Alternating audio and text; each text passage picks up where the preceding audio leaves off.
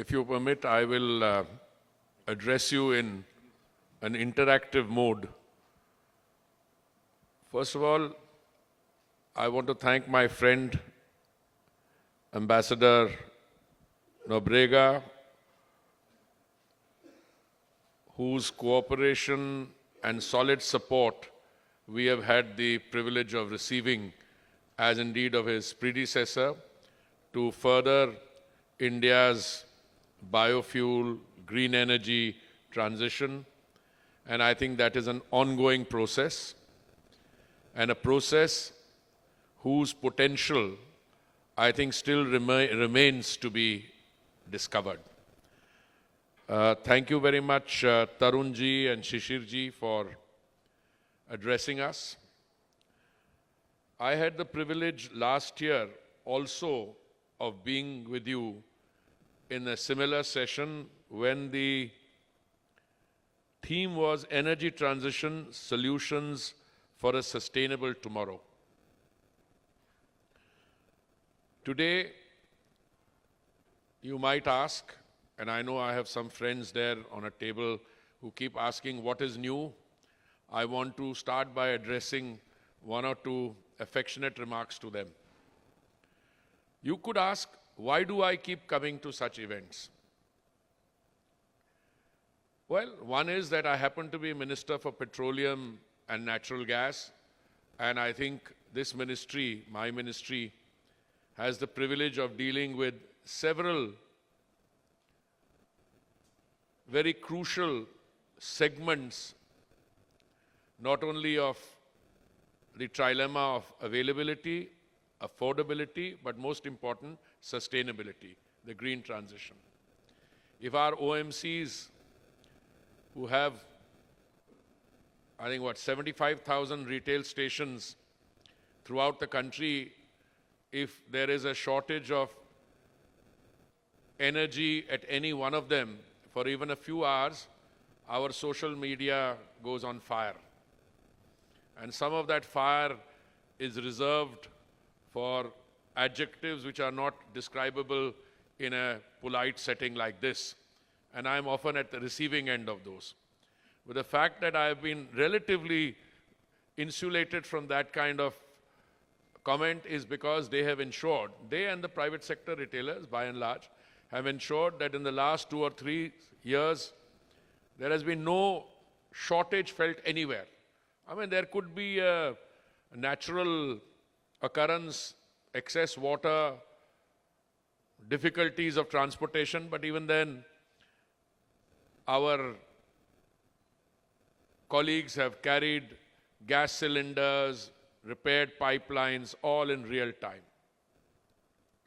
On affordability, we have allowed not only the market to make a determination as to what can be carried, but there has been a conscious attempt by the government, particularly the Honorable Prime Minister, to make sure that the consumer is insulated from the turbulence in global markets. That becomes very necessary when you look at the fact that our import dependence for crude is very high still, in spite of the fact that we are doing very well in E&P, we are doing very well in enhancing the production from existing stock, etc. But I think when it comes to green energy, I think we have a very good story to tell. Not that we don't have a good story to tell elsewhere, but since this session is on green energy and the Biofuels Alliance, I'll spend a few minutes in context setting. I read a report in a respectable South Indian newspaper, which is a national newspaper, highly respectable, that our biofuels policy has been characterized by confusion. And the gentleman who wrote it, I don't know which side of the bed he got out of on the morning that he wrote it, he says, we have been constantly revising our targets. Now, I got up in the morning and I said, maybe my advancing years and failing eyesight, I'm reading something wrong. Yes, we have been changing goalposts, as he says, but we've been changing goalposts to produce more and get it done faster. I mean, when I was ambassador to Brazil, a country which I have great admiration for many reasons. But the biofuel story is one of the most important parts of that collaboration. We have many others. With all the will in the world, the government till 2014, with all the will in the world, they could not produce biofuel blending more than 1.5%. We had set a target then of 10% blending, 5% blending in 10 of our states and union territories. Only in 10 of our states and union territories. We couldn't even do that. So when this gentleman writes about our revising targets, well, yes, I think my friend Shishir put it beautifully. He said in 2018, it was a different world. In 2018, we were not sure of what we were doing. We had started the biofuels blending program, but we had still some uncertainty, some anxiety. So why do I attend these meetings every year? Not because I like to repeat myself, because I think I need to point out the nuances. The Honorable Prime Minister, to whom I give total credit for the biofuels. It's very easy for all of you guys to say nice things about me, and all of you have said nice things. The ambassador said nice things. Tarun's since he was much younger, he has been my friend. Shishir has become my friend. You say nice things about me. But the fact is, I only joined this ministry 3 years ago. This program predates my association with the ministry. And the Prime Minister set a target of 10% blending of biofuels by November 2022. That's a fact. It's recorded. And after that experience of not being able to do more than 1.5%, we today had a situation that we'd completed 10% blending 5 months in advance. So yes, there's no confusion. There's absolutely single-minded, forward-looking trajectory, which is what? You see, if you are not doing something, you can have a desire for doing something. I see many of my young friends who are entrepreneurs sitting here. You're young, you're bright, you want to start something, you go and raise money in the market, a venture capitalist, you have a good idea, it's evaluated by the banks, by the venture capitalists. But till you've done it, you're not sure. So once we got that confidence that we can do 10% and we did it before time, we revised the target again. We said we had committed to 20% blending by 2030. We will bring that forward by 5 years and complete it by ethanol blending year 2025, which is by October. Now, is there confusion in this, or is there single-minded this thing? I think anyone who makes a comment like that, I'm not singling out the name, but everybody knows whom I'm talking about, should literally go and do a little bit of homework. I mean, I can understand somebody in social media posting whatever they like. Minister's no good. When I said the hockey team has done very well, they said, yeah, but what about X, Y, and Z? I mean, no relationship. I can have a discussion with you on X, Y, Z also. No, so I'm coming to the point that today, unlike even last year, it's an even better story. Last year when we met, I think, Tarun, at around the same time, I was sure about 20%.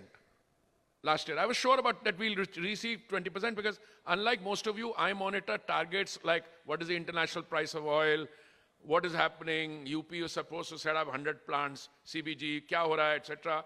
And not that the reports coming. But this year I can tell you, if you look at the September figures, we've done what? 16.9% or something, 16.5%. My God. And I don't know, my friend here was telling me, Tarun was telling me कि अगला भी tender, etc. It's already, out and subscribed. So today I don't agonize about 20% at all. I mean, barring some unforeseen occurrence here or there, we will blend 20%. I don't agonize about availability of feedstock. You know, in a large country like India, you can have any kind of problem anywhere. But does your policy have the inherent responsiveness to shift. When you face a problem, you're facing an impediment, you go around it. This is the classic story of, ethanol blending based on one feed and a shift from there to another feed where you went from 0 to what? 39%. And by the way, Master Shishir was telling me just now that he's setting up 5 ethanol plants in Brazil. So I said, are you sure? Why would Brazil is a way leader? And says, no, but we have set up the first and we are doing so-and-so. Because the Brazilian experience is in one feed. He has experience here doing another feed. But I would be delighted to have Brazilians setting up plants here, investment coming from there. This is the story of international biofuels collaboration. An entrepreneur in Ahmedabad studied the global map, and he discovered that unlike India, some of the countries on a large continent do not have the facility of clean cooking gas. And I'll come to that in a minute. That's part of the story. We supply clean cooking gas to the beneficiaries of our Ujjwala scheme for as little as 5 or 6 cents in a day. And we supply clean cooking gas for non-beneficiaries, to normal people, for as little as 15 cents in a day. If you look at the fact that you're also supplying 800 million people, 80 crore people, 3 meals of dry ration in a day, which is continuing since the pandemic. You do a dry ration plus you're providing very, very reasonably priced clean cooking fuel. I mean, what more can you say? And then we talk about characterizations of states being right and left. I mean, I'm amazed sometimes. Today, the biofuel story is galloping. Today, I can recall in 2006 when I was appointed ambassador to Brazil, my first interaction, one of the first interactions in Sao Paulo was with the then president of Unica, a brilliant man. And he told me in a first meeting, Ambassador, if you can get India to join the biofuel story. I was a bit sheepish, because in 2006, we didn't even have that 1.5% blending. In 2006, we were setting targets, I was writing letters, I was telling people do it. So much so that when I used to come from Brasilia to Delhi, a lot of friends in government and others saw me coming and said, here comes ethanol. Because I'm pushing the story from there. But it's a fact. In 2014, when the Honorable Prime Minister took over, what did he do? He completely changed the ecosystem. Today, I don't worry about if somebody wants to set a very high procurement price for, say, one particular feed, and people crib that this is too high. Very good, the market will take care of it. They won't go there. They'll go to another feed. Market, technology, and constructive, benign government policy. These are the 3 things which are required, and I think you have them in abundance here. As I said, the full credit for this kind of transformation goes to the Honorable Prime Minister. We have faced many roadblocks.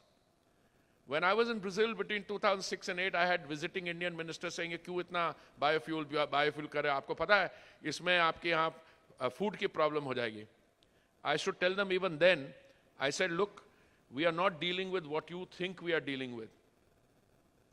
And I'll come to the size of the biofuels market in a minute, but I want to give you one statistic which I think sums up, some statistics which sum up where we stand. The foreign exchange saving from 2014 to 24, these are figures up to only August. What is 1,06,072 crores just over that 10-year period. 1,06,000 crores. The carbon dioxide emissions lowered during that period, 544 lakh metric tons. The crude oil substitution achieved during that period, 181 lakh metric tons. The amount paid to distillers by OMCs, 1,50,097 crores.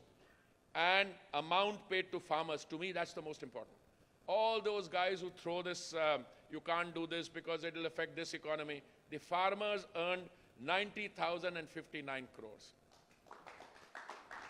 These are the real facts. And let me tell you, we still haven't got to, I want to, by the way, When I was in Brazil, Ambassador, your minister and Petrobras and all the excellent meetings that you arranged for me, they told me that you would be moving from 27% to 35% blending. And today you announced that you've already done it in the basic fuel. Well, I'm not in a position to make an announcement, but I can tell you there are a lot of people in the government of India, including me, who are already talking about preparing a roadmap for the post 20% blending after 2025. We are already talking about it. I talked about the entrepreneur who looked at the world map, and I think I got digressed after that. He saw that that continent didn't have LPGs. So what he did was he took a manufacturing unit in India, produced 1 million cooktops, exported them to that country, and started importing 93 octane ethanol from there. And there is another story there. This is what I call Global Biofuels Alliance cooperation. So what the president of Unica told me then, and which bears recollection, that if India joins the story, you would have Brazil, United States, and India, 3 large countries with an ability to produce, consume, and also to trade in ethanol. And I think that is the real story. I'm not looking for my prepared comments, but yes, there's some things I want to share with you. Approximately 25% of the increase in demand globally over the next 2 decades on energy is likely to come from India. These are figures which a lot of international agencies have put out. The question that arises is, how much of that increase in demand are we able to meet from cleaner fuels and how much by traditional fossil fuels? Now, you don't need to address this issue only in terms of philosophy and desirability, because I think anyone who has a concern for the planet would want the entire increase to come from biofuels, clearly. But then you need to produce that capacity. Why am I mentioning this figure? Because during my visit to Brazil, one of the most fascinating discussions I had with many of your companies and others was Brazil's plans for producing sustainable aviation fuel in large quantities. Now, if you look around the world and look at what is happening in the International Civil Aviation Organization, ICAO, on Corsair, whatever that body is called, and you look at the chatter, you know, if you are in the business of listening into what people are saying, then there's a lot of chatter on SAF, sustainable aviation fuel. Why is there? Some of it is being encouraged because aviation consumes a very large amount of fuel, what we call aviation turbine fuel.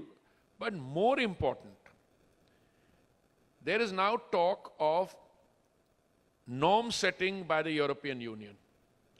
And by the norm setting, it means that they would prescribe that by a particular year, 5% of all sustainable aviation fuel, 5% of all aviation fuel would have to be sustainable in a blending.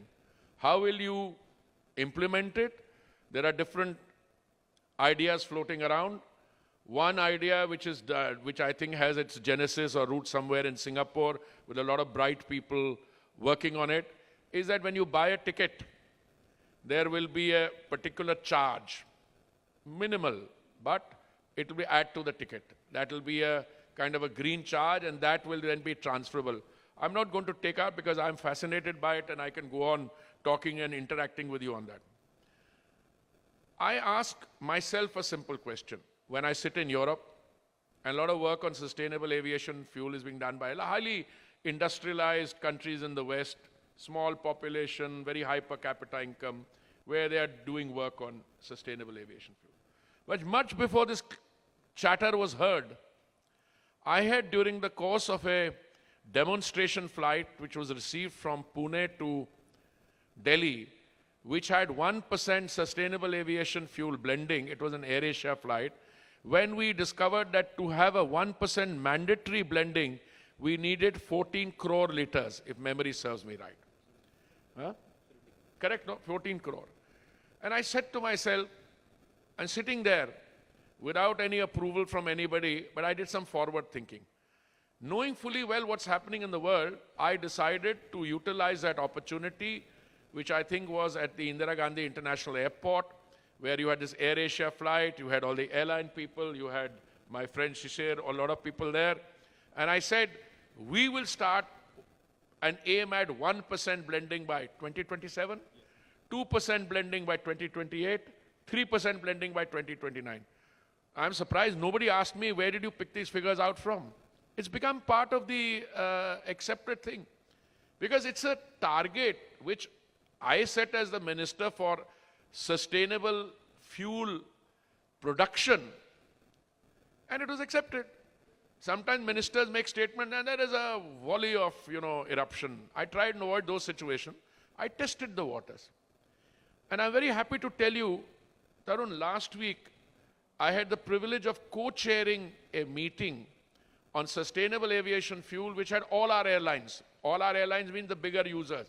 You had Air India, you had Indigo, you had representatives of the Environment Ministry, you had representatives of the Food Processing Ministry, my secretary, Petroleum and Natural Gas Secretary was there, a huge hall full. And we discussed specifics on how to go forward. Well, there were still some people turning around and saying, well, not in that meeting, another one, I said, no, but we have to do this, we are difficult. Look, there will be, if not vested interests, and I'm choosing my words carefully, there are people with set mindsets. A lot of us in the room, if you have, say, 500 people in a room, there will be a certain percent who will say, ho hi nahi sakta. When I became ambassador to Brazil, and I got fascinated by the biofuel story, I had a very senior officer who was then, I think, CG in Sao Paulo. And he told me कि आप ऐसी बात कर रहे हैं, ये तो बहुत लोगों ने कोशिश किया तो हो ही नहीं सकता. Entirely possible.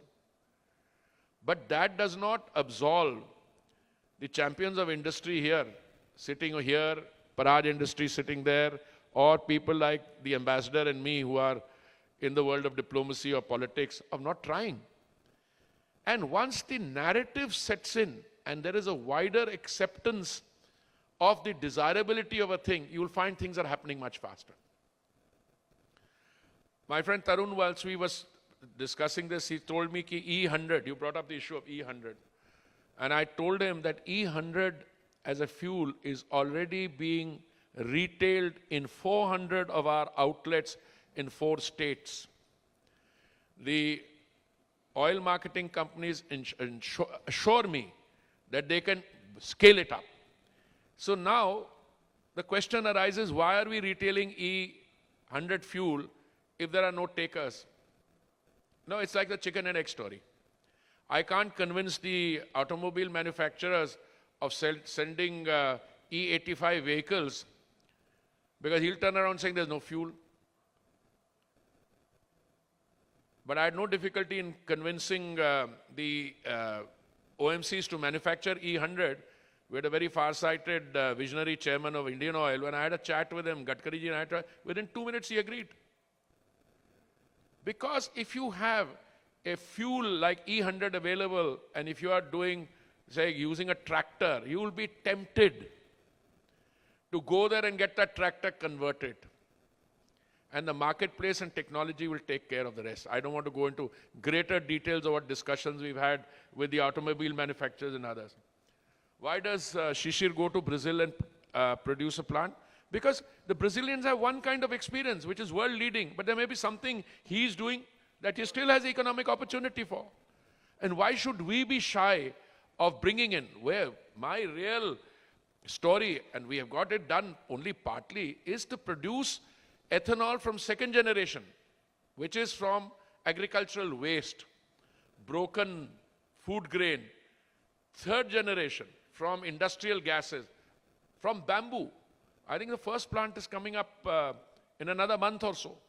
So these are the changes which are taking place on the ground. Now, how much is the market worth? I had some figure somewhere here. It says the difficulty of not using your prescribed text. But by the way, should release this, a lot of good material there. But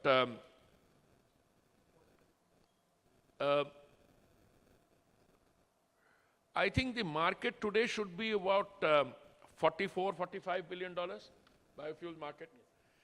It is expected to grow by 2050 to $125 billion. And if you get into your net zero issue, it could be even higher. So the limited point I'm making is, and by the way, I don't think this takes into account the sustainable aviation fuel equation at all. Because if you go for 5% mandatory blending of SAF in pursuance of a mandate, you will show that this will also gallop much further. I want to come to the green hydrogen story for a few minutes because I think these are all ultimately interlinked. Yes, as per International Energy Agency, there will be a 3.5 to 5 times biofuels growth potential by 2050 due to net zero targets, creating a huge... I wanted to cite that figure. I mean, where am I getting that figure? It's an IEA figure. India, with a projected agro-biomass power potential exceeding 35 gigawatts by 2030, stands positively poised to significantly augment India's energy landscape. We have more than 750 million metric tons of available biomass from crops, with around two-thirds of the total biomass produced being used for domestic purposes and other purposes like cattle feeding and compost fertilizer. This is, I think, figure is very important to realize where we need to take this discussion further to. I'm talking about the work which is being done by our OMCs in a consultation with the states. I want to conclude but before I conclude, I want to talk about green hydrogen. Today, I think India has clearly demonstrated an ability to bring the cost per unit of clean solar energy down from 25 cents a unit to about 3 cents or so. Just about every electrolyzer manufacturer in the world is today participating in India. Not only because we offer that 19,700 crores of productivity-linked incentive, which the Honorable Prime Minister had approved, the Cabinet approved some time ago, but also because there is some inherent advantage in the green hydrogen story in India. Because the gas does not lend itself to transportation, so green hydrogen typically succeeds where there is local demand, local production, and local consumption. And again, I think countries like Brazil and India naturally suggest themselves for sustainable aviation fuel production, not only for them, but for other countries. Equally, countries similarly placed as India lend themselves as particularly attractive destinations for the production of green hydrogen. Is that happening? My response to you and my submission to you is it is happening at a pace which people are not able to even comprehend. We do a monthly meeting, I'm sorry, sometimes it takes longer, where we get all the captains of industry, other technology startups, etc., in order to see what is happening on the green hydrogen thing. I'm very happy, finally, everybody seems to have, most of us have our act together. We are now setting targets for that transition. We are floating tenders to achieve that. The figures may appear in the start of the process somewhat modest. I'm going by our set target of by 2030 is 5 billion metric tons.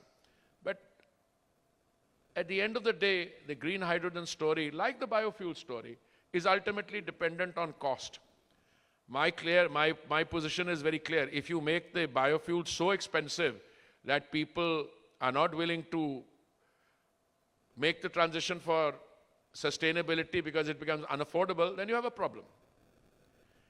Equally in biofuels and green hydrogen, the cost becomes therefore crucial. Today, people will tell you that we can produce it at this cost, that cost. I take all those assessments with not a pinch, but a bag full of salt.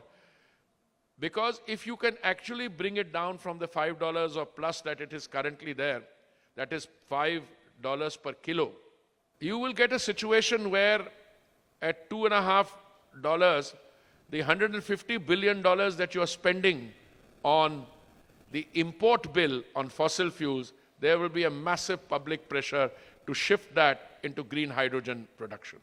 And I think that is the real story. And not the story about, the report I read, which is, I think, completely bizarre. Look, when we started our agriculture and process, we were not unmindful of how to do it. But you are looking at that point of time with the options available. Today, if pump storage plants, which have already succeeded, if they catch on, where you will be able to take water to a particular height, produce clean electricity, and then you have a storage facility on site so that you can utilize the energy when the benefits of nature are not available to you, that is the answer. And the kind of stories I hear now talking to youngsters in terms of technological upgrades, what they are doing on this sector, fills me, again, I'm very cautious with words, with not just reasonable confidence, much more than reasonable confidence, that the biofuel story, that the green energy transition, the green hydrogen story is not only taking off, but taking off very well. And the Global Biofuels Alliance, under which sub-item that we are having this discussion, I think is destined in times to come to do great things. We signed, I think, the headquarters agreement last week. And I think when you meet under the very far-sighted Brazilian presidency of the G20 next month, we would have, because Brazil is the linear progenitor, or that is where the biofuel story started. So I'm sure this Biofuels Alliance will receive further impetus, and more young entrepreneurs will see the opportunities that this green energy sector has to offer for the larger good of the country. Thank you very much.